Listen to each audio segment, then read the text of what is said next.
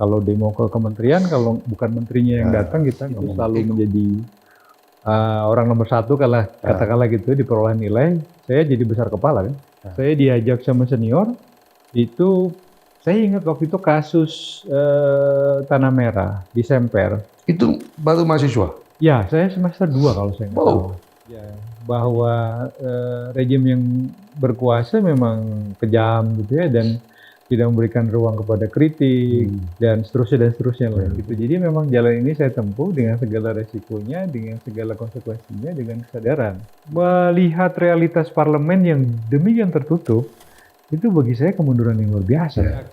Lalu Adi kemarin, Adi Armando mengkritik di Twitternya soal politik rasa pelajar itu ada di Jogja. Saya bilang, nah, saya lagi coba menggugat ya, jangan-jangan karena kita sekolah tinggi, kita tidak terpelajar, kita tidak terdidik.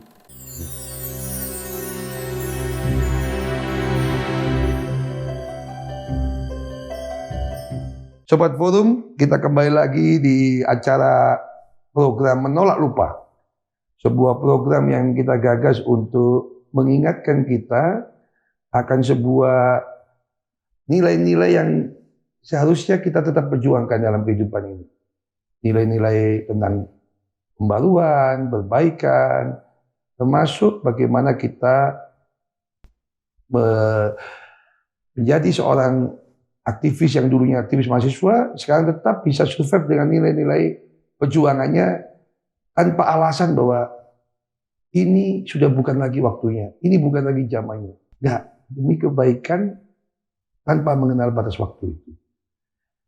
Kali ini kita hadir, teman saya, dan kita pernah satu kos setelah reformasi, yaitu Dana Dono, yang teman yang salah satu yang sangat hormati sekali karena konsistensinya. Dan saya paling takut kalau dimarahin dia karena tidak konsisten misalnya. Ya. Gimana, Dan? Thank you bro, udah diundang di sini. Sebuah kehormatan ya. Udah lama juga kita ketemu. Mungkin physically bisa 20 tahun kali ya. Iya. Ya post student lah ya. Ya. Gitu kan ketemu lagi. Gimana sekarang? Ngapain aja? Ya, kalau sehari-hari orang bilangnya ngamen lah, gue jadi pengamen, jadi ojek online gitu ya. Di program Menolak Lupa ini kan beberapa teman kita datang ya. Lalu kayaknya mayoritas sama alasan dengan yang kamu sampaikan itu ya. Seakan-akan menolak mapan gitu ya. Enggak juga. Padahal mapan gitu misalnya, enggak ya? Apa dulu parameternya?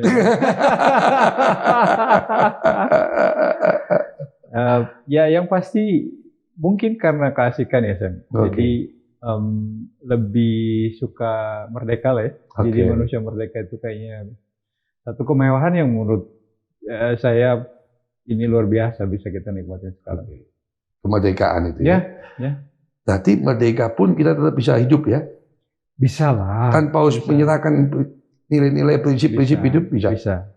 Nah, satu hal yang memang harus kita asah itu kan skill ya. Dan track record. Nah, jadi orang tahu. Itu penting ya? Penting. Karena ini refleksi personal ya. Jadi post student itu saya bekerja di NGO dan ada satu pekerjaan yang saya alami waktu itu adalah jualan buku. Jadi menawarkan buku dari satu toko buku ke toko buku yang lain. Dan Gramedia kalau boleh sebut merek dagangnya ya. Lalu dulu ada QB. Kinokuniya itu semua saya masukin. Jadi saya menawarkan ke toko buku ini hampir di seluruh Jakarta. Jadi dari mulai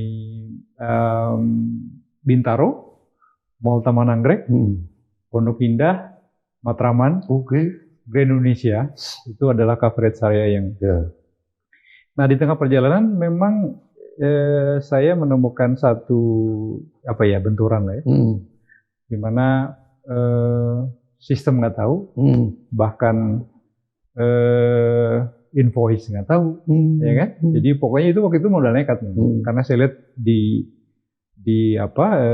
organisasi ini sering menerbitkan buku dan bukunya hanya numpuk di gudang. Saya pikir sayang kalau ini nggak kita sampaikan ke publik ya.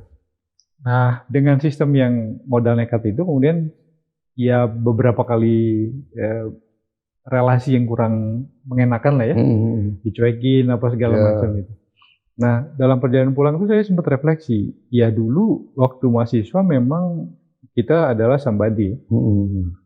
Kasarnya dulu kalau demo itu kan kalau aparat nggak di sini, pangkatnya kita nggak mau berurusan kira-kira gitu ya.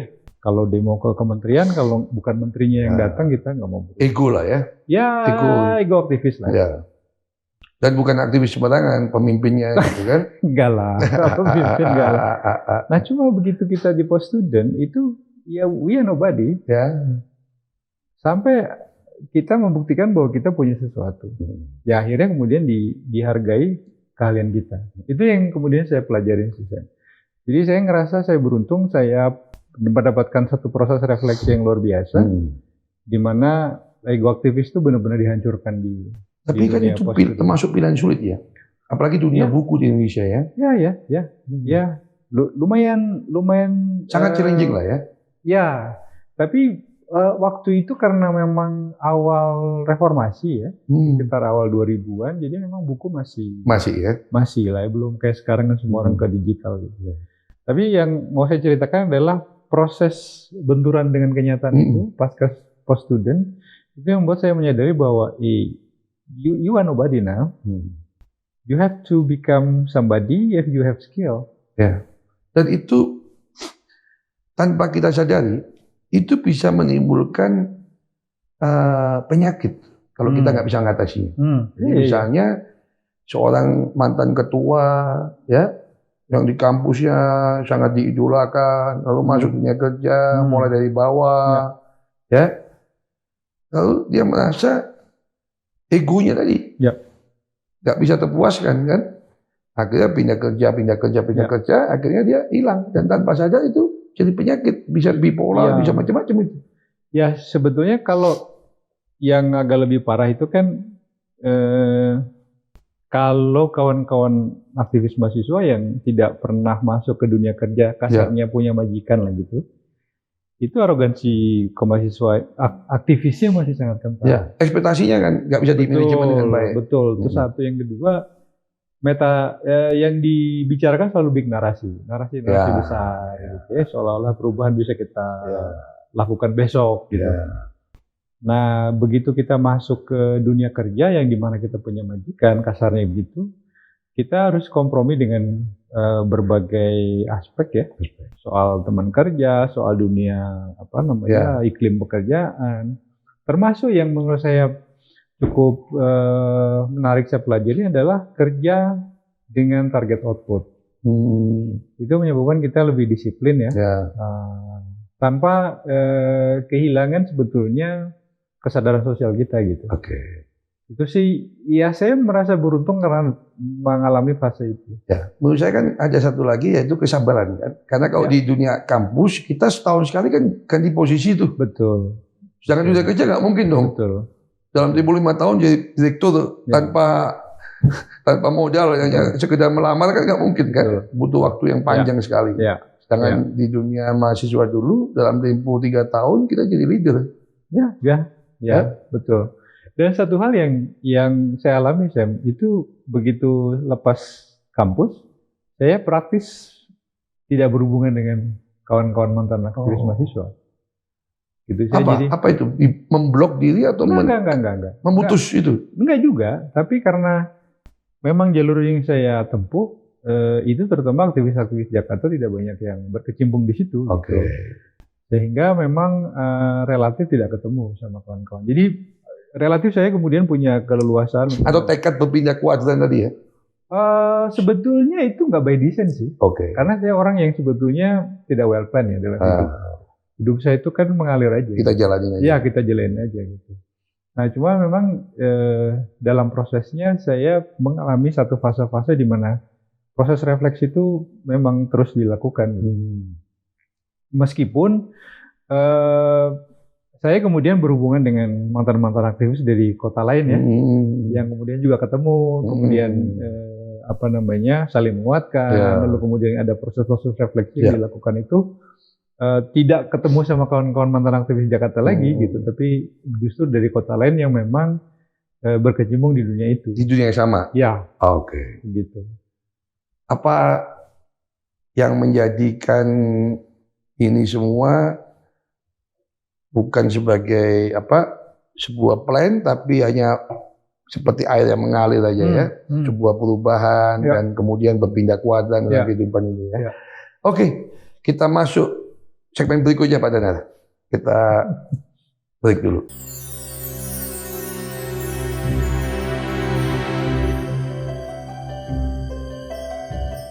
Sobat Forum, kita kembali lagi di segmen kedua. Pak Danar, ketika Anda jadi aktivis, apa yang membuat Anda jadi aktivis? Ini jawaban jujur apa bohongan ya? Loh, jujur dong. Ini forum menolak lupa. Oke. Kalau banyak bohongnya jadi lupa, makin lupa.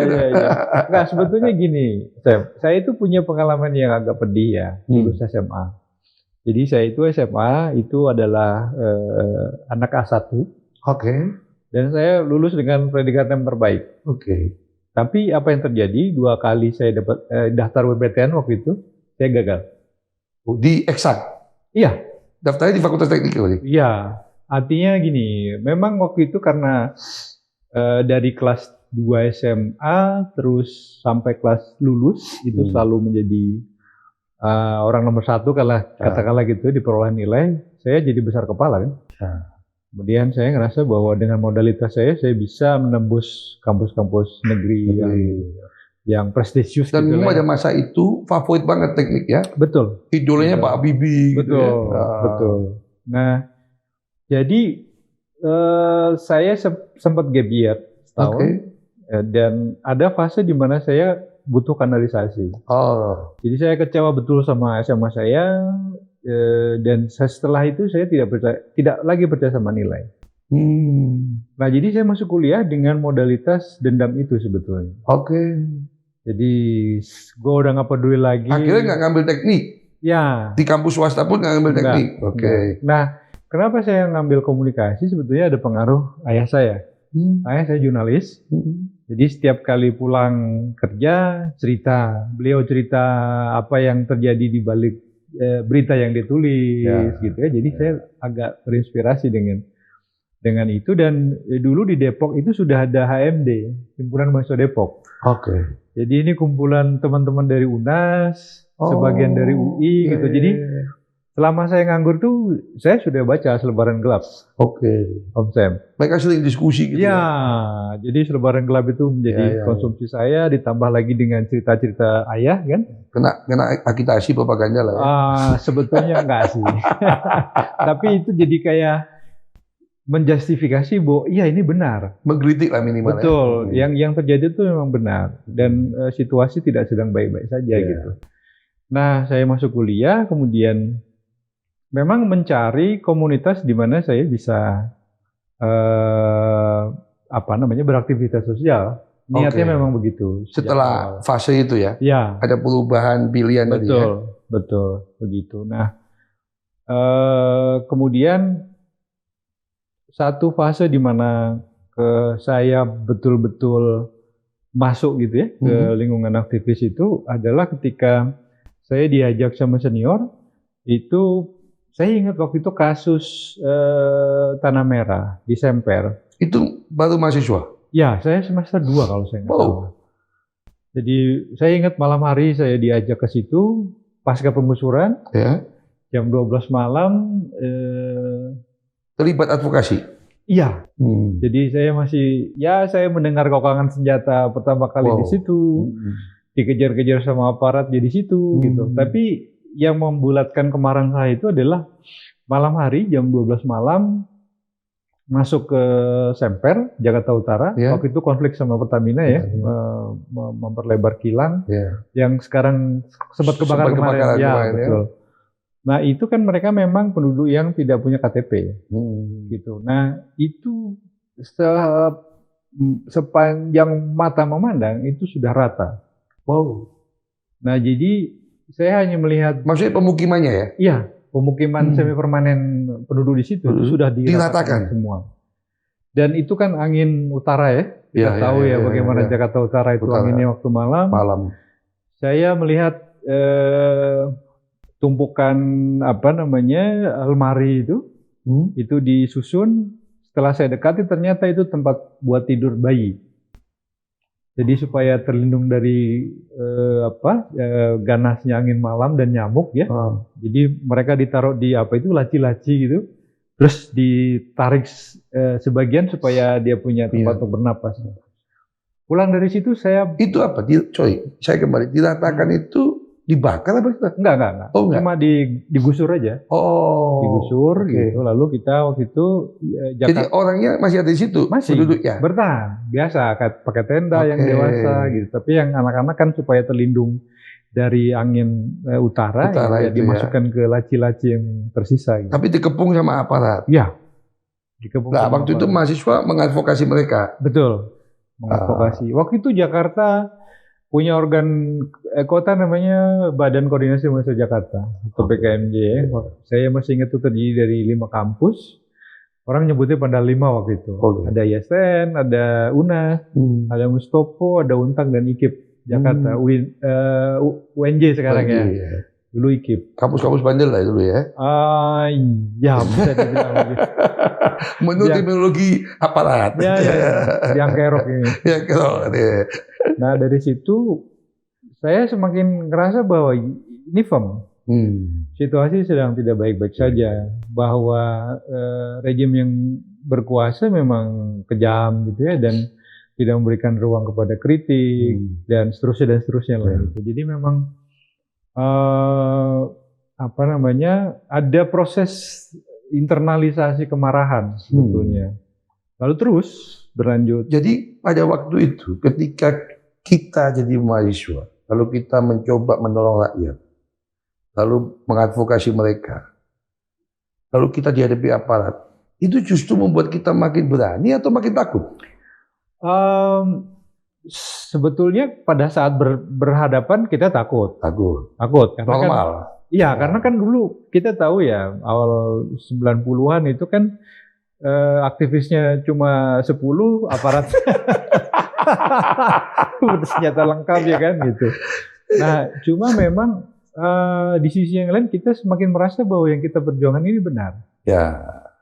Gitu. Tapi makin membuat ini ya, makin menyemai prinsip-prinsip dasar tadi. Betul, betul.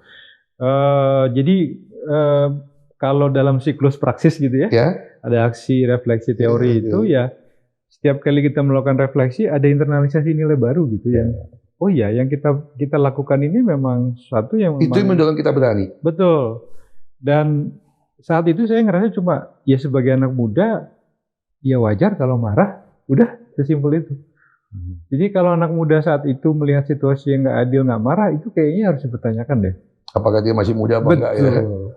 Kira-kira atau kepikir nggak konsekuensinya? Kepikir.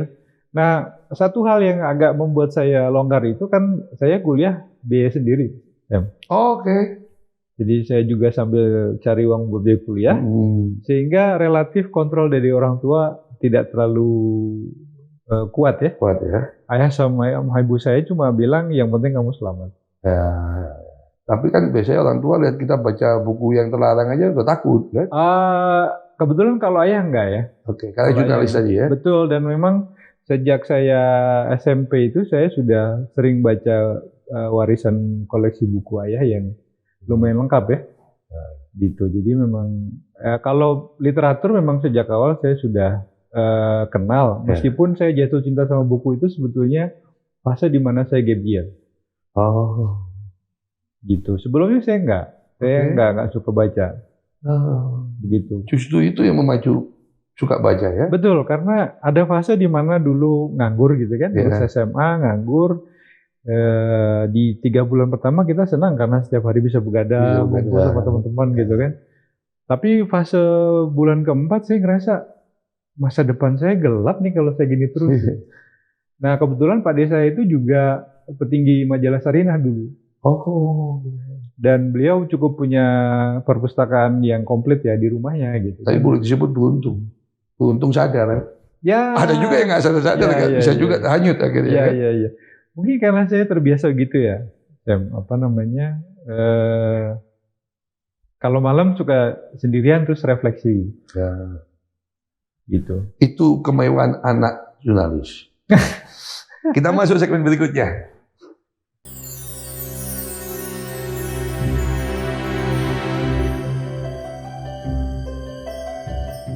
Sahabat Forum, kita masuk lagi berbincang-bincang dengan Mas Danal yang makin mengasihkan ini. Jadi ketika menjadi aktivis, diawali dengan tadi terlibat advokasi dan sebagainya, momen apa atau peristiwa apa di dunia aktivis selama mahasiswa itu yang membekas sampai sekarang? Ada dua hal ya. Yang pertama itu sebetulnya ini bukan forum. Satu momen di mana saya merasa takut sekali. Oke. Yaitu adalah momen penculikan. 96 ya? Ya. Itu kita merasa ada teman dekat yang diculik atau gimana? Teman dekat sih enggak, tapi beberapa jaringan di mana kita berelasi itu hilang. Ada yang hilang. Ya, jadi satu kawan itu Hendrik Sirait atau Iblis almarhum. Ya. Tiba-tiba hilang meskipun dia tidak masuk di korban penculikan, tapi tiba-tiba hilang. Ya. Seminggu kemudian baru keluar. Dan kalau yang berjejaring itu dulu Pius. Ya. Dulu kan kita sempat bersinggungan sama Pius itu di Siaga. Solidaritas Indonesia untuk Amin dan Mega. Temuran Ratna Sarumpait segala macam ya. Nah, kita mendengar kabar Pius tiba-tiba terlacak keberadaannya. Lalu juga ada Harento Taslam yang sampai sekarang juga masih kita tidak tahu. Masih gelap lah ya. Jadi itu satu fase di mana wah ini bahaya sekali situasinya gitu. Sehingga sampai dulu kalau pulang ke kos itu nggak boleh sendiri. Jadi kita bikin kayak SOP gitu lah ya. Di antara kawan-kawan kalau jalan nggak boleh sendiri, di kos-kosan nggak boleh sendiri, dan semua buku haram di kos itu ya kita amankan dulu. Ya, betul. Itu kalau saya ngalaminya nggak hanya di kos, kan sebagian di rumah. Langsung di packing sama bapak saya. Di lakban itu semua di gudang. Tapi dulu saya pikir ini orang tua saya takut. Tapi setelah itu saya bersyukur. Mungkin kalau nggak disembunyiin, nggak punya nasibnya kita. Betul. Ya? Betul. Kan itu dulu zaman kita mahasiswa harta yang paling berharga tuh. Oh iya, itu kemewahan. Seperti kita punya emas sekian kilogram itu. Kalau punya buku yang dinyatakan terlarang oleh Kejaksaan Agung. Betul. Justru kita penasaran membacanya. Di Surabaya, Mas Anal, itu ada orang dan orang itu punya masa lampau di 65. Nah, dia itu penjual buku seperti itu, spesialis. Jadi kok dia keliling kampus itu bawa tas hitam besar itu isinya buku terlarang semua. Jadi kalau kita butuh cari dia, namanya Pak Wi itu ya. Nah, saya jadi ingat dulu waktu SMA kan kalau nemuin orang bawa tas besar gini itu sewa rental apa namanya VHS. Gitu. Ternyata ini buku terlarang. Saya bilang hebat juga Om ini, dia bilang menyamarkan situasi itu. Kalau yang sewa VHS itu isinya film terlarang. Nah, gitu ya. Saya kok nggak tahu, kurang paham itu. Nah, fase yang lain ya, satu momen yang menurut saya itu, saya juga ngerasa beruntung, saya masih ketemu sama pelaku sejarah. Oke, misalnya? Masih ketemu sama Pak Pram, masih suka ngobrol sama Bang Ali dulu ya. Bahkan SK Trimurti itu masih sempat kita temui ya, dan di teman-teman Ekstapol 65, terutama yang mantan Pulau Buru, kami belajar soal bagaimana menghadapi kepahitan hidup. Jadi kadang-kadang kalau kita lagi frustasi gitu ya, lagi down gitu, kita datang ke mereka ngobrol terus pulang kita malu. Merasa kok kita lebih ringan dibanding mereka ya, tapi ya. Betul. Saya dulu dengan cita umur 26 tahun. sudah packing dari rumah, jaga kantor, lalu diambil. Saya bingung. Lu kok nggak lari? Kita ini lari gitu. Kalau ketemu aparat lari kita, Pak. Betul. Bahkan kadang-kadang lari salah jalan aja kita sudah nyesel. Nah kok dia nggak nyesel gitu. Dengan bangganya nyiapin pakaian diri untuk siap diciduk gitu ya. Nah, apa yang membuat yang berkesan tapi menakutkan itu, tapi Anda tetap jadi aktivis, bukannya kemudian meninggalkan? Ya gini, kalau saya ngerasa ini pilihan yang dengan sadar ya. Oke. Gitu. Jadi memang jalan ini saya tempuh dengan segala resikonya, dengan segala konsekuensinya, dengan kesadaran. Gitu. Dan itu tadi yang saya katakan di awal, ya sebagai bagian dari anak muda punya rasa marah terhadap situasi yang nggak benar, that's it. Sesimpel itu. Apa konsekuensi real yang Anda hadapi ketika itu? Kuliah jadi lama. Pacaran nggak? Nah dulu itu kami di komunitas itu punya kredo yang agak menggelikan sebetulnya. Apa itu? Jadi belum ada yang beruntung dapat kita gitu. Itu bagian dari apa ya? Kesombongan. Arogansi aktivis.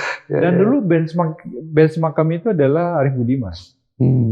Jadi Arief Budiman, sorry to say ya, fisik dia kan nggak terlalu menarik ya. Tapi istrinya Ratu Kebaya. Dapat cantik karena ya. Itu aktivis. Kira-kira gitulah. Yang kita bayangkan waktu itu. Padahal itu semua kan sebenarnya aja excuse.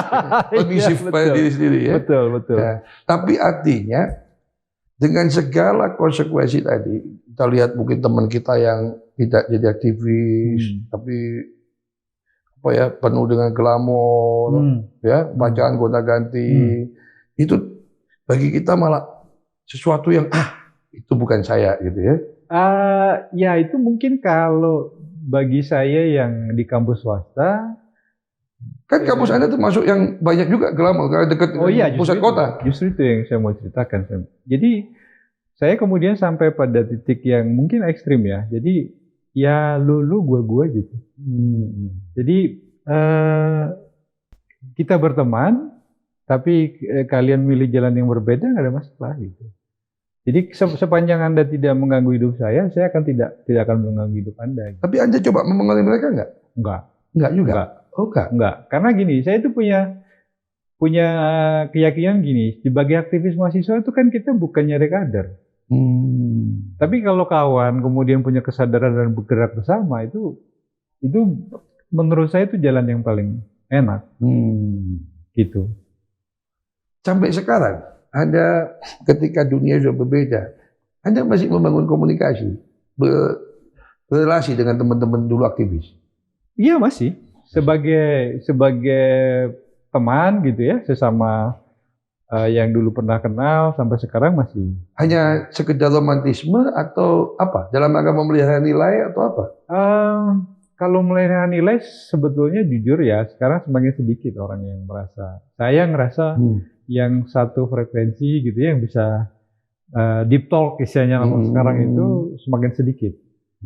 Kenapa? Ya karena saya tidak tahu apa yang terjadi ya. Tapi semakin kesini, apalagi ke tahun politik gitu ya, diskusi tentang bangsa, diskusi tentang republik ini mau dibawa kemana, agenda-agenda apa yang belum selesai itu semakin tidak banyak kawan yang tertarik. Ini berarti mereka kejebak pada pragmatisme gitu menurut saya? Saya tidak akan mengatakan itu, tapi mungkin pilihannya sudah beda. Oke. Ya sudah, kita hargai saja. Pilihan beda kan tidak mesti kita tidak punya nilai yang sama kan? Nah, persoalannya begini, yang kalau dia sudah masuk ke satu wilayah di mana ada kepentingan yang harus dijaga, disitulah kemerdekaannya kemudian hilang. Oke. Tapi bukannya waktu kita beraktivitas dulu juga kita menghadapi tantangan yang sama? Senior yang berbeda, sehingga pengaruh yang berbeda, positioning berbeda. Tapi kita bisa satu dengan satu apa? Common enemy atau common issue. Ya, tapi yang kita diskusikan bukan kekuasaan. Oke, justru melawan kekuasaan. Betul. Oke. Jadi ketika kita misalnya kita udah lama nggak ketemu, kita ngomong hehehe, lalu kemudian kita masuk kayak agak ada dalam dikit, lalu kemudian dirimu ngerasa bahwa ada kepentingan kekuasaan yang harus dilindungi, kan jadi beda.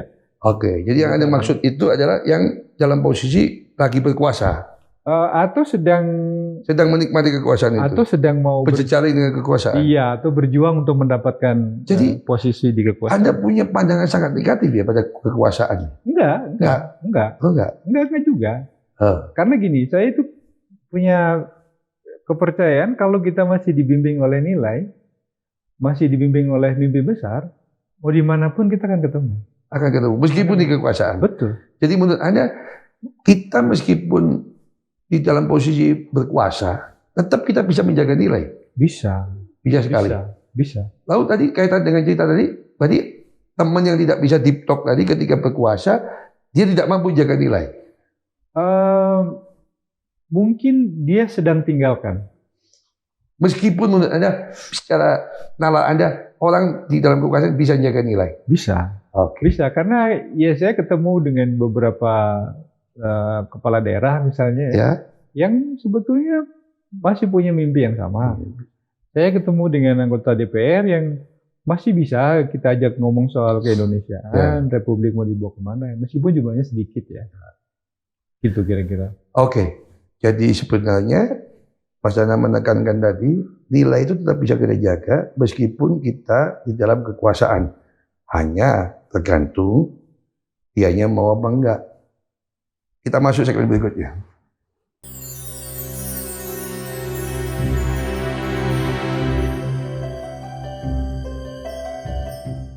Sobat Forum, kita masuk segmen 4. Kita akan diskusi lanjut dengan Mas Daniel yang mulai menarik ini. Nilai tadi dalam bahasa menjaga mimpi bersama tadi. Cuma bukan mimpi bahasa ini mimpi yang bernilai. Jadi Anda mengatakan orang tetap mampu menjaga itu. Nah, apa yang menurut Anda membuat orang mampu menjaga dan tidak mampu menjaga? Kalau ini penilaian subjektif ya, tentu saja. Pilihan jadi manusia. Karena dia lupa atau karena dia mengabaikan? Bagi saya sesimpel Anda mau milih jadi manusia merdeka atau tidak. Hanya simpel itu. Ketika dia memilih merdeka, dia mampu menjaga nilai. Iya. Artinya kalau apa korelasi kemerdekaan dengan nilai tadi?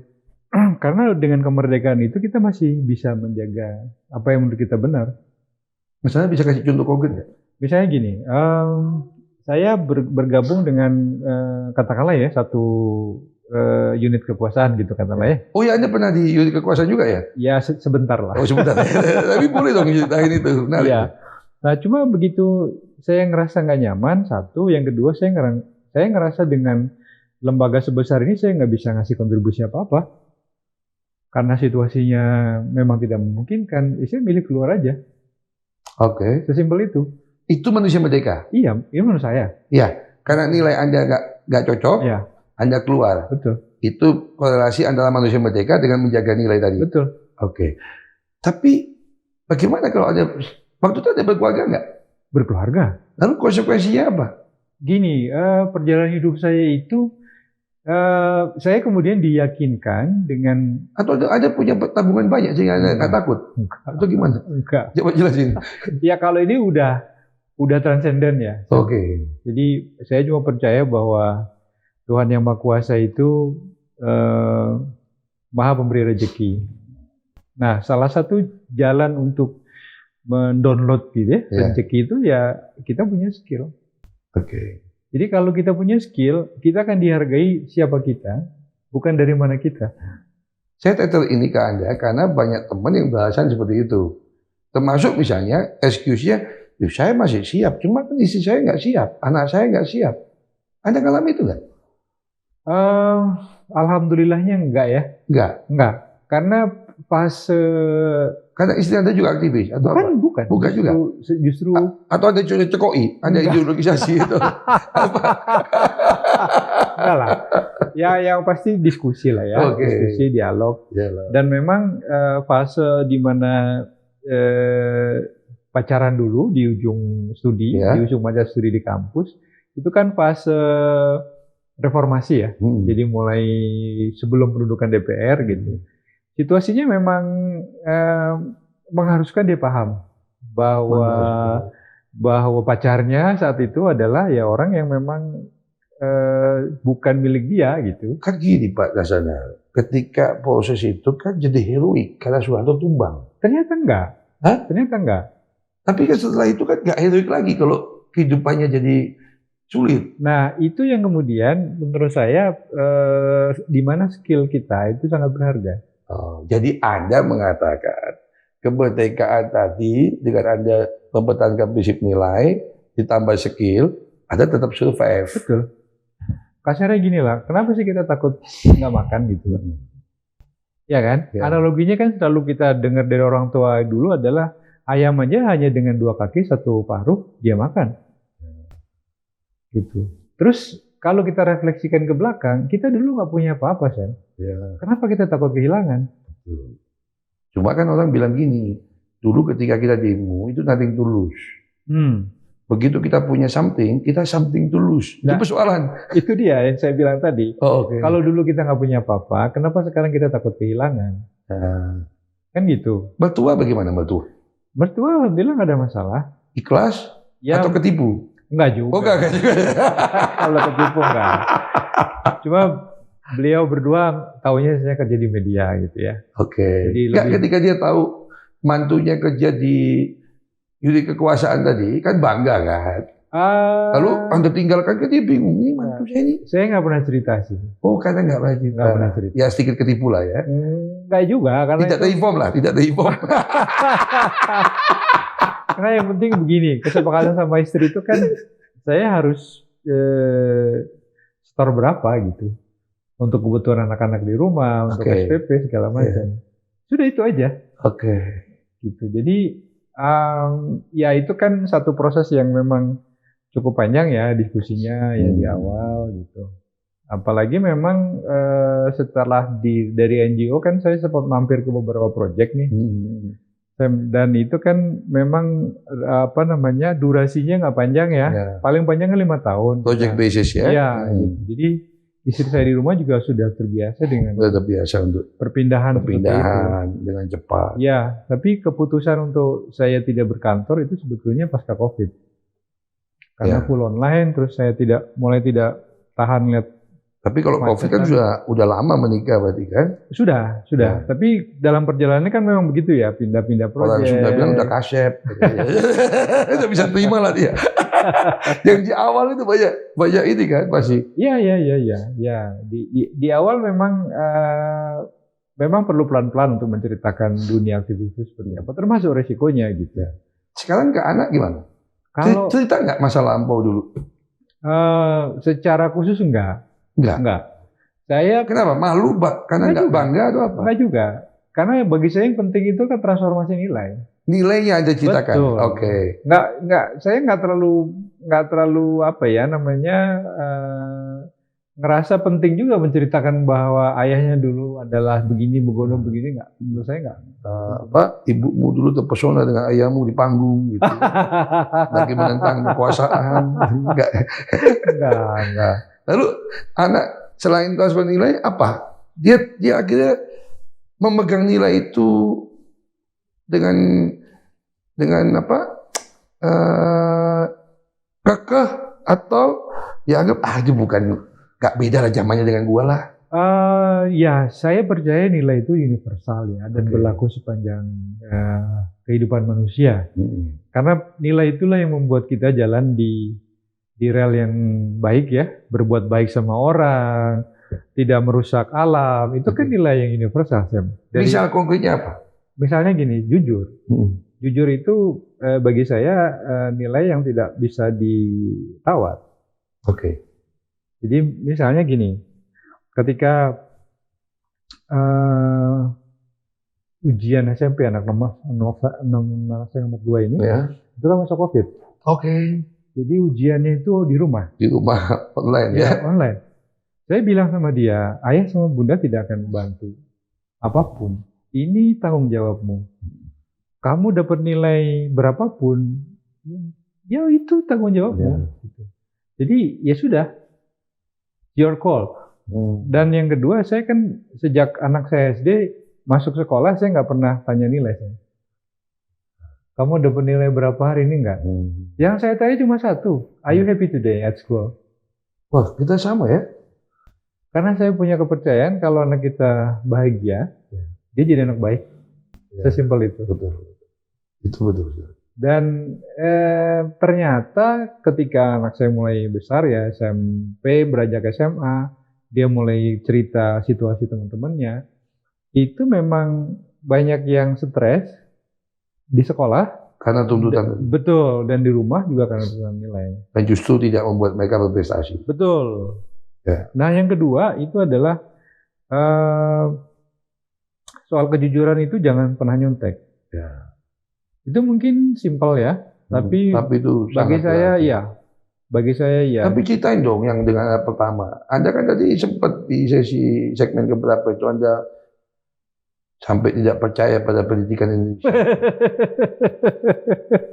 Ya ini. Saya dengar Anda pertama juga punya sikap yang sama itu. Betul. Nah itu sebetulnya. Itu akibat mulai kecil Anda bisikin dia di telinganya. Jangan percaya pendidikan Indonesia, jangan percaya gitu. Enggak juga. Karena sebetulnya kan ketika saya ini orang yang percaya bahwa ketika manusia punya kesadaran itu adalah fase yang berharga bagi hidup seseorang. Demikian juga ke anak. Jadi saya tidak pernah katakanlah indoktrinasi gitu ya, nak baca buku, enggak. Saya nggak pernah nyetir anak saya harus ke sini ke sana, saya enggak. Karena bagaimana transfernya? Kayaknya karena dialog di rumah ya. Obrolan-obrolan sama istri ketika ditanya terhadap satu situasi, kemudian di meja makan, atau katakanlah dalam perjalanan ketika di mobil, itu tanpa kita sadari itu direkam, gitu. Artinya ini juga sharing ke teman-teman kita ya, bahwa ya berumah tangga itu seperti kita beraktivitas di kampus dulu, harus punya waktu. Betul. Jangan beralasan dengan aktivitas di luar sehingga tidak punya waktu buat ngobrol sama anak. Betul. Anak kita itu bukan USB, tinggal dicolokin di komputer nyambung ya, bisa di-download gitu ya. Dengan banyak teman-teman kita gitu. Ya, karena kita kan dulu menolak ketika di sekolah itu kita jadi kaset. Ketika ujian diputar ulang kan? Kan kita tolak itu. Maksudnya kita mau berlakukan ke anak. Supaya nggak kelihatan tua gitu. Kita ngomong USB. Oh iya, benar. Kita dibilang boomer. Atau hard disk lah ya. Iya, hard disk lah. Buat nyimpen cloud. Betul. Oke, kita masuk segmen berikutnya.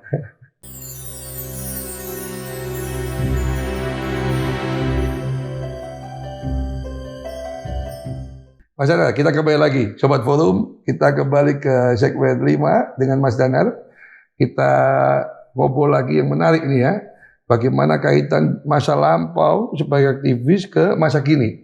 Nah, sekarang Mas Danar, selain kita sempat menyinggung keluarga tadi, bagaimana Anda melihat, tentu Anda nggak lepas dong dengan dunia hari ini ya. Bukan terasing, bukan itu kan. Apa yang Anda rasakan sekarang, kemudian Anda sampai mengingat masa lampau? Ada nggak? Ya sebetulnya kalau yang saya alami, apalagi kalau di rumah ya, Sam, justru saya belajar banyak ke anak-anak saya, bagaimana cara mereka memahami realitas hari ini. Tapi yang menjadi kesepakatan soal nilai tadi. Jadi itu aja kalau saya yang saya pegang. Jadi misalnya nilai kejujuran, terus nilai tanggung jawab. Lalu saya agak concern ke anak saya itu bagaimana mereka define their dream. Jadi biasanya mulai dari kelas SMP itu saya sudah godain mereka supaya mereka define their dream. Once mereka sudah bisa menemukan mimpi mereka, mereka bisa merumuskan the ultimate goals of their life, itu biasanya mereka akan fokus. Mereka akan fokus, mereka akan punya planning sendiri, mereka akan memilih lingkar pergaulannya. Ya ini tuh yang Anda lakukan sekarang ya. Tapi bagaimana menerjemahkan itu bagaimana caranya merespon dunia kekinian, itu ya saya serahkan. Anda sebagai fasilitator lah ya? Iya, iya. Dan saya banyak belajar bagaimana generasi katakanlah milenial sampai Z ini punya technicality knowledge yang luar biasa. Ya, saya setuju. Ya, hanya memang saya tidak tahu ya, mungkin karena fasilitasi dialog di rumah itu yang mungkin juga kurang, sehingga memang kemampuan mengekstraksi pengetahuan itu menjadi satu perspektif yang lebih komprehensif, itu yang kemudian agak kurang ya. Itu sama sebenarnya kesabaran proses. Benar. Karena ya generasi sekarang kan dibanding dengan generasi kita dulu relatif level kecepatannya ya. Satu kecepatan, dua kenyamanan. Oke. Jadi kita dulu berangkat ke sekolah, naik angkot sampai miring, pistol problem. Itu keseharian.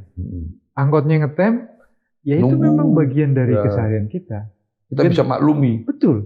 Mereka? Generasi sekarang, mesen ojek online, telat 5 menit marah. Marah, ya. Jadi memang level, ini memang agak bias kota ya. Tapi level fasilitas. Tapi menurut data e-commerce kan sampai ke kota ketiga, Pak. Oh, oke. Jadi menurut saya udah hampir ke rural ya. Oke. Nah, artinya di level itu mereka memang sudah difasilitasi dengan kenyamanan gitu. Dan karena serba cepat, aksesibilitas ya. Betul. Kita dulu maklum nggak punya akses, maklum aja. Itulah. Nggak punya komputer, numpang ke warnet, maklum. Betul.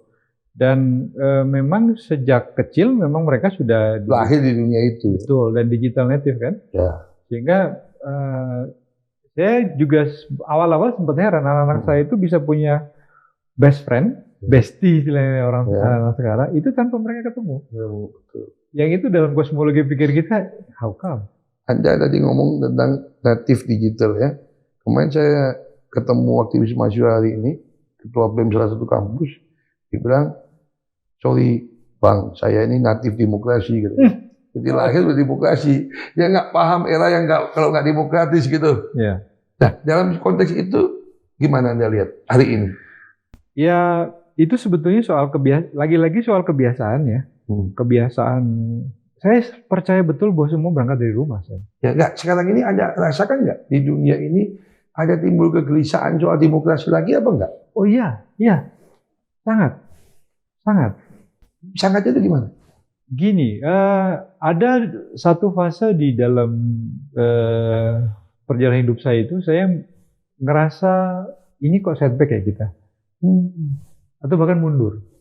Itu seperti tersengat. Sebetulnya harus listrik gitu nggak? Frustasi sih. Frustasi, ya. Oke. Frustasi.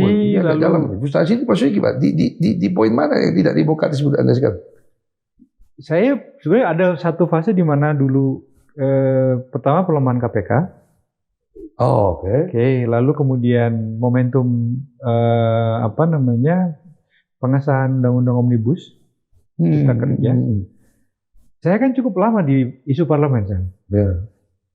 Dan advokasi kebijakan ya selama ini. Jadi melihat realitas parlemen yang demikian tertutup, itu bagi saya kemunduran yang luar biasa. Tapi saya jadi tergelitik ya. Apa memang ketika rejim itu punya corak pembangunan yang kuat, penekanan pada pembangunan fisik yang kuat, itu cenderung memang mengabaikan hal-hal yang demokratis, yang punya nilai demokrasi. Sebetulnya ini teori lama sih, Chan. Harusnya dipikir atau harusnya tidak juga? Jadi kapitalis itu kalau lagi rugi, dia totaliter. Kapitalis kalau lagi untung, dia demokratis. Saya percaya hukum itu masih berlaku.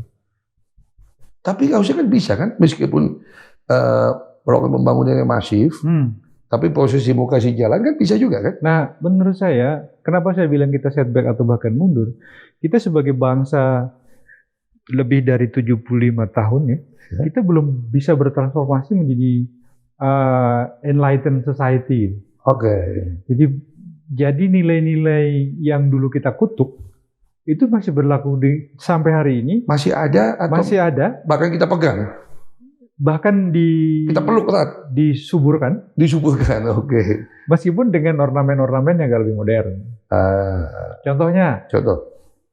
soal fasilitas pejabat. Ya. Ya, kita sering baca di media kan, Ya. pejabat ini baru dilantik, yang diributin saya dapat fasilitas apa. Ya, betul. Oke, nah kalau kita baca buku sejarah, bupati-bupati zaman Dendels itu 1830 kan sama. Ya. Lalu 75 tahun ini transformasi kita sebagai society mau ke arah mana? Saya mau salah dikit ya. Oke. Ada bicara fasilitas itu. Salah satu yang paling menyembuhkan itu. Ngoeng-ngoeng itu ya. Ya. Forader. Itu perlu nggak sebetulnya? Sehingga buat mereka jauh dari rakyat malahan. Ya. Lalu Adi Armando mengkritik di Twitter ya soal politik rasa kerajaan itu ada di Jogja. Saya bilang, di Jogja itu Anda nggak ketemu ngoeng-ngoeng. Yang Anda bilang feodal itu ternyata lebih manusiawi, lebih demokratis. Nah ini yang sebetulnya nyambung ke pembicaraan kita tadi, Sam.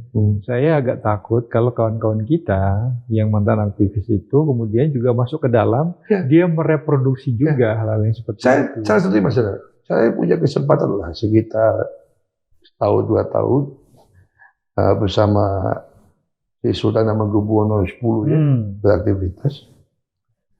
Saya kayak tadi contohnya Anda mengatakan malu ketika jadi aktivis ketemu dengan yang ngalamin 65. Nah, ketika era demokratis, saya kalau remembering saya berinteraksi dengan si Sultan itu, saya malu. Loh ini yang lahirnya di keraton aja. Kok lebih gimana bahasa Jawa itu? Lebih manusiawi dibanding yang lebih feodal yang nggak lahir di keraton gitu. Nah sehingga kalau kita lihat, beliau bisa kasih contoh di Jogja. Akibat dia sebagai gubernur tidak melakukan itu, wali kota, bupati di Yogyakarta tidak ada yang pakai itu. Fasilitas itu. Ya, artinya teladan ya? Iya. Memang. Keteladanan itu penting sehingga memberikan contoh. Betul. Tidak cukup aturan main gitu Mas saya. Iya. Justru itu yang saya itu kan ketika ada fase frustasi tadi itu, agak berpaling sedikit dari isu demokrasi, governance gitu ya. Saya belajar ke isu lingkungan. Saya masuk ke isu climate change atau pemanasan global. Di situ saya lebih ngerasa bodoh lagi.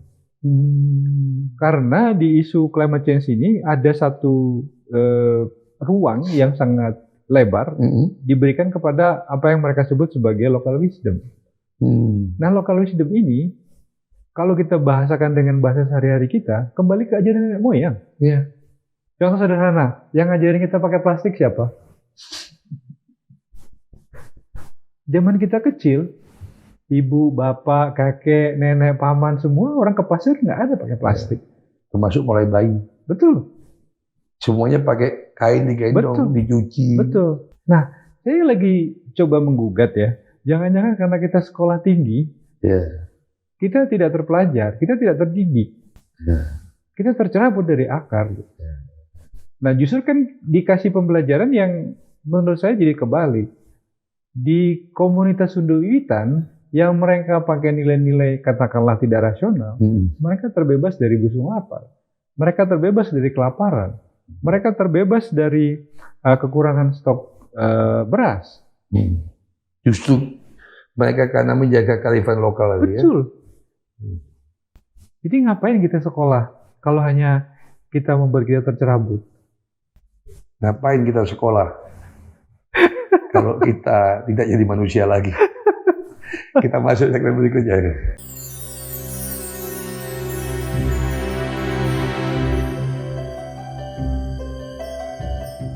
Mas Anar, kita perlu minum dulu nggak? Supaya kita nggak tercerabut dari akar ya? Akar ya.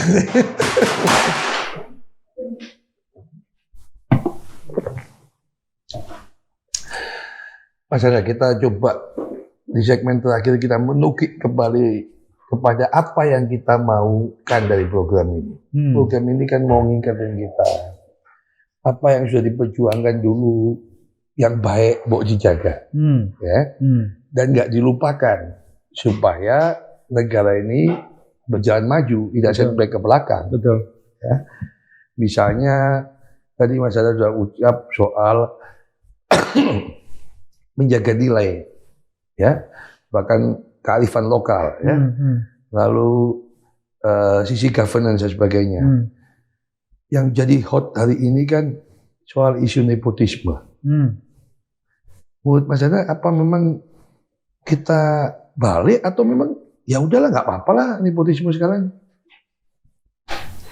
Ya sebetulnya orang mungkin tidak lagi akrab dengan istilah nepotisme ya. Tidak lagi concern gitu ya. Orang lebih berdebat soal politik dinasti politik kan sekarang begitu ya. Ya. Nah sebetulnya kalau kita bicara nepotisme itu kan sebetulnya satu upaya yang mau kita atur secara bernegara supaya relasi keluarga, relasi pertemanan itu tunduk pada satu nilai, pada value. Kan di luar sana juga kita tahu bahwa misalnya keluarganya Kennedy, ya kan, itu kan juga berpolitik. Dinasti politik, bukan politik dinasti. Betul. Ya. Nah itu yang sebetulnya membedakan negara dengan transformasi nilai yang sudah mapan ya? Ya mapan dengan yang kayak kita yang belum gitu.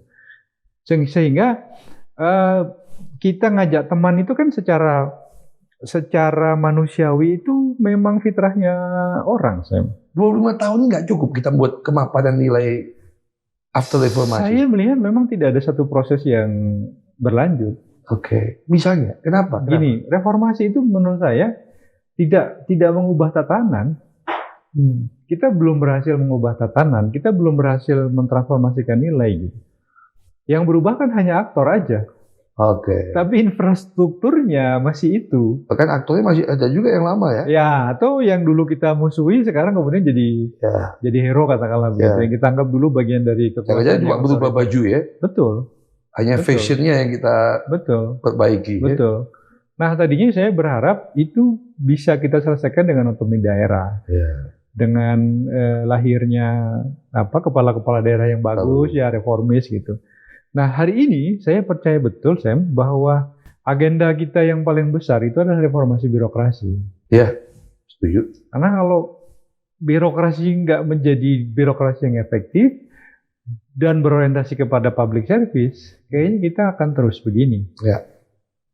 Karena partai politik yang tidak pernah kita sentuh adalah birokrasi itu sendiri. Iya, benar. Selama ini kita ribut ke kontestasi politik, ya. Nah, tapi birokrasinya nggak pernah sentuh gitu. Ya. Jadi menurut saya agenda yang paling fundamental. Dan dia mesin engine utama dari pemerintahan kan? Betul. Politisi kan cuma masuk sebagai pemimpinnya aja. Betul. 5 tahun pemilu ganti lagi. Dengan mereka tetap sebagai karir kan? Betul. Ya. Ada yang menarik pembelajaran dari Jerman ya, kalau saya nggak salah baca itu. Jadi Jerman pasca Nazi, itu kan mereka harus membuat engine birokrasi yang baru toh. Jadi pertimbangannya mau kita invest yang baru atau struktur Nazi yang kita pakai. Akhirnya yang dipakai struktur Nazi. Tapi pemimpinnya dipangkas semua. Mesin ini jalan dengan injeksi nilai baru, dengan orientasi baru jalan. Oh gitu. Ya, dan yang menarik itu bahkan saya baca di bukunya Ong Koham, Dendels masuk pasca VOC dibubarkan, Dendels masih merekrut para pejabat VOC yang dulu korup. Tapi dengan sistem baru, dengan mekanisme yang baru, hilang korupsinya. Ini beda sama ilmu saya. Gitu ya? Ya, karena disiplin ilmu di teknik industri itu, kalau kita melakukan re-engineering proses, itu harus ubah total. Waktu itu saya sempat, cuma karena waktunya pendek 6 bulan ya, nggak sampai setahun itu, zamannya Pak SBY terakhir ya, Presiden, itu kan menterinya Pak Mangindaan, saya diajak Pak Eriliana itu, sebagai ketua tim reformasi birokrasi, terlibat dalam beberapa kali meeting, ngobrol ide-ide baru Nah, salah satu ide saya ingatkan Pak Eri soal pengalaman dia juga di BUMN, timah dan batubara ya, bahwa ketika dia melakukan reformasi di sana itu ya dia golden second. Karena kalau cancer itu nggak dihabisin, dia masih ada potensi untuk hidup lagi. Ya, dan menyebar. Tapi tadi menarik, nasi kok nggak masih ini ya? Nah, artinya sebetulnya dia memutus mata rantai pemberi komando. Jadi mesin yang di bawahnya itu kan mesin aja. Jadi begitu dikasih tombol baru, diinstall sistem yang baru, dia akan jalan aja. Gitu. Nah, di dalam konteks reformasi birokrasi, saya juga sebetulnya mempercayai itu. Jalan yang kalau mau kita shortcut, ya sudah kita cut off aja. Yang memang sudah nggak bisa kita reform, yang memang katakanlah usia, karena sudah sangat nyaman di situ, gitu ya. Tapi dia adalah sumber penyakit, ya harus dibabat. Jadi nomor 1 adalah reformasi birokrasi. Betul. 2, partai politik? Ya. Habis itu kita akan mengupayakan reformasi partai politik. Anda masih percaya bahwa partai politik ini harus kita reformasi karena dia instrumen pilar demokrasi? Betul. Dan itu kesepakatan yang sudah kita bangun. Saya itu termasuk gelisah itu bukan di partai politik harus reformasi. Banyak orang saya memutar balik cerita bahwa mereformasi partai politik dengan mengganti menjadi kelompok relawan. Oh, enggak bisa. Ya. Enggak bisa. Enggak bisa terganti. Ya. Enggak bisa terganti. Saya sama keyakinan saya karena di Amerika itu kan ada sebagian sekarang keluar senior Republikan karena Partai Republikan hari ini dikooptasi oleh kelompok relawannya, Tea Party itu, sehingga banyak senior itu, termasuk calon wakil presiden dulu ya, Paul siapa itu kan mengatakan bahwa kita bisa kehilangan institusi demokrasi. Ya. Nah kalau institusi dilenyapkan, demokrasi kita bisa hancur. Betul. Itu betul ya? Ya, saya meyakini itu. Jadi memang partai politik ini harus kita reform supaya memang demokrasi itu lebih sehat ya. Betul. Dan saya mohon maaf tidak terlalu percaya ada institusi yang bisa menggantikan peran partai politik dalam sistem demokrasi. Makanya saya orang yang tidak terlalu antusias dengan calon perorangan. Itu sebagai shock terapi tapi pada periode tertentu harus kita evaluasi. Karena mekanisme accountability-nya nggak ketemu tuh nanti. Gitu. Nah, yang ketiga sekarang, apa pemilu ini seperti ini yang kita terima? Yang kita maksud dulu ketika reformasi? Ini diskusinya agak panjang sih kalau di sini. Saya termasuk orang yang sering berdebat sama teman-teman pegiat pemilu ya. Dalam arti begini, saya sering agak mengganggu kemapanan berpikir kawan-kawan. Nah, misalnya saya bilang begini, sering saya bertanya, meskipun ini di forum-forum terbatas ya, bukan di forum besar gitu.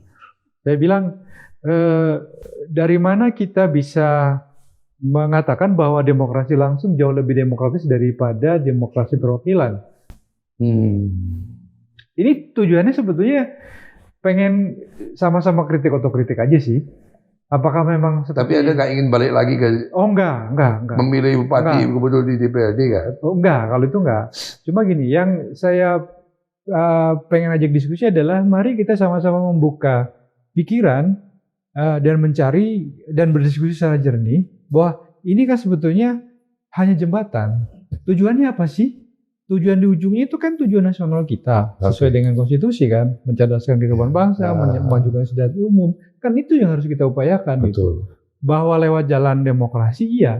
Tapi kalau alatnya itu ternyata tumpul, Anda kan mau bicara substansi kan, jangan dilupakan, jangan terjebak prosedural.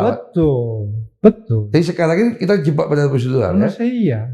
Bahkan relatif boros ya, secara kos ya. Jadi kalau mau kita, dirimu kan lebih paham soal hitung-hitungan ekonomi nih. Ekonomi pemilu ya. Betul. Kalau kita mau audit misalnya berapa anggaran yang dikeluarkan oleh APBN untuk menghasilkan pemerintahan yang kokoh katakanlah, supaya pemerintahan kokoh ini menjadi engine menuju tujuan nasional. Ini kira-kira capaiannya berapa persen? Jadi saya kan dengar di beberapa podcast gitu. Pertama Mas Khatib Basri ngomong bisa 0, berapa itu persen pemilu ini berpengaruh pada pertumbuhan ekonomi. Jadi untuk mengejar 5% tahun depan itu masih mungkin karena ada sumbangan 0,5.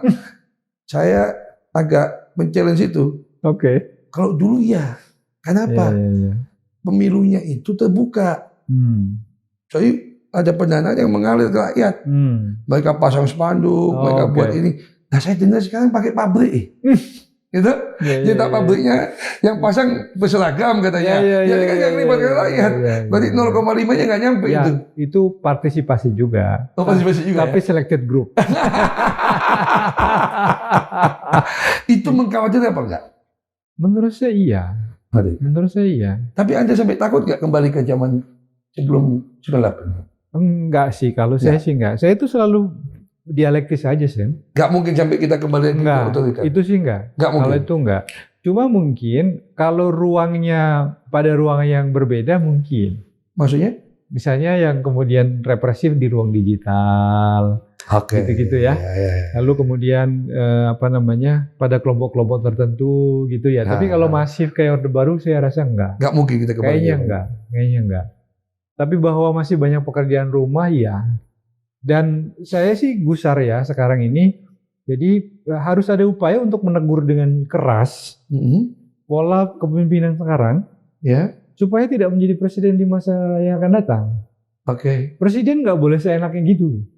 Menurut saya itu penting harus di poin apa yang udah ada seenak? Ya kita tahu lah, ini bukan rahasia umum lagi. Tulisan Tempo, podcast Bocor Alus kita sudah sama-sama tahu ya. Drama ini dari mana datangnya, ya kan? Nah ini kan kita nggak boleh lagi terjadi di masa yang akan datang. Memang ke depan partai politik itu harus melakukan seleksi. Salah satunya adalah kriteria melarang pemain drama.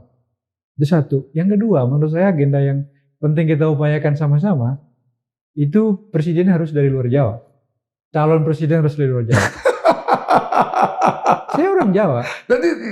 Jadi rasis kita. Enggak. Ya? Indonesia bukan hanya Jawa, Bung.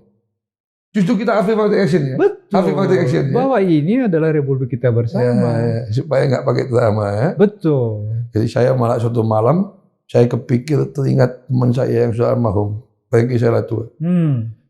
Yang waktu zaman Pak SBY dia keliling nyanyi bersama Garin itu ya, bercerita mengkritik Pak SBY sebagai the body of theater. Sampai ada kritik juga pidato Mbak Mega soal yoyo, poco-poco ya. Nah, saya bilang gini, untung Bung Franky sudah meninggal, saya bilang.